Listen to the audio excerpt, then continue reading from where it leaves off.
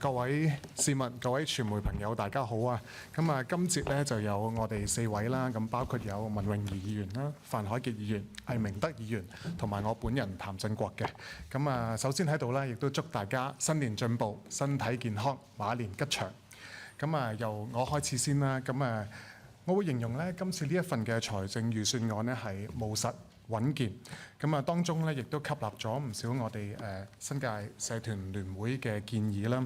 喺舒緩夾心階層嘅壓力啦，輔助在職家庭都有提及到嘅。喺財政情況有改善嘅情況底下啦，預算案呢亦都提出咗提高多項免稅額，我哋嘅派糖啦都有加碼，減輕咗基層家庭啦同埋納稅人嘅負擔，喺一定嘅程度上呢，亦都係回應咗社會嘅期望，係做到咗關愛惠民，係值得肯定嘅。我自己作為新界北嘅立法會議員啦，北部都會區嘅發展呢，都係其中一個我重點關注嘅部分。目前呢，北都亦都開始踏入收成期。我都好開心見到預算案啦，為北都下一步嘅發展呢，係定下咗一個清晰嘅時間表。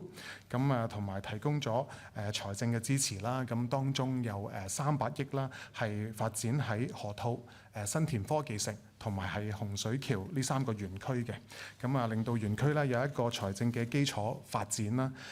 亦都係體現咗咧政府係重視北都作為香港未來發展引擎嘅呢一個戰略嘅定位。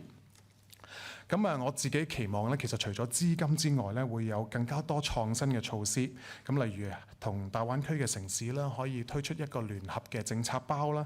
亦都為巨企咧係度身訂造一啲落戶嘅方案。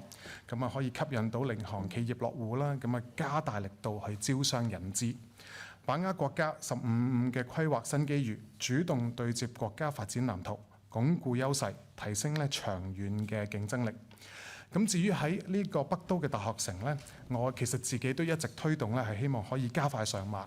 好開心咧，都見到預算案入邊咧係提出咗短期內咧會推出3幅係位於喺洪水橋下村新發展區嘅土地，並且係預留咧100億咧係作為呢一個貸款係支援呢個校舍嘅建設嘅。我自己都有留意到啦，有傳媒嘅引述消息指咧，北都大學城嘅用地面積咧就會由早前我哋公布嘅90公頃啦，係增加至到100公頃。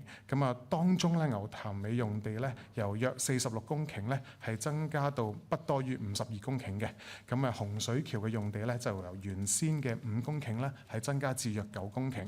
呢度咧我都好歡迎政府咧回應咗我一直以嚟嘅建議啦，係擴大呢一個大學城嘅用地。我同時都關注啦，如果係真係按照消息指咧係有9公頃嚟到計算啦，洪水橋嘅用地咧將會劃分為3幅地係去推出市場。個土地咧會唔會係比較細碎，或者地點切割啊、面積上啊，會唔會夠院校發展呢？呢個我都期望政府喺進一步會可以交代一下呢3幅土地嘅具體位置啊，同埋面積等等呢啲嘅細節嘅。預算案啦，亦都為北都嘅未來發展啦，就描畫咗一啲更加清晰嘅佈局。當中咧，我都好支持北都係發展呢個生命健康科技啦。結合呢個牛潭尾啦，我哋將會興建第3所醫學院嘅校舍啦，同埋綜合醫教研嘅醫院。相信咧，亦都會為新界北咧係構建一個完整嘅醫療人才培育同埋科研嘅生態圈。我相信啦，呢個亦都可以為咧醫管局咧未來佢哋增設呢個新界北聯網咧係可以奠定一個好堅實嘅基礎嘅。令到我哋新界北嘅居民啦可以有更優質啦、更快捷嘅一個醫療服務。總括嚟講咧，我認為預算案喺多個範疇咧，亦都積極回應咗市民嘅訴求，但係我有部分關注嘅建議咧，就未見到有獲得採納啦，包括係呢一個恢復2500蚊嘅學生津貼啦，同埋舒緩即係呢個夾心階層嘅呢個家庭嘅財政壓力啦。因為好多時我落到區咧，好多嘅即係父母都同我哋講，呢2500蚊嘅學生津貼咧係真係幫咗佢哋好多。希望財政狀況有改善啦，政府可以繼續考慮啦。咁另外咧我哋新世聯咧其實亦都一直爭取咧係重推呢個公屋租置嘅計劃。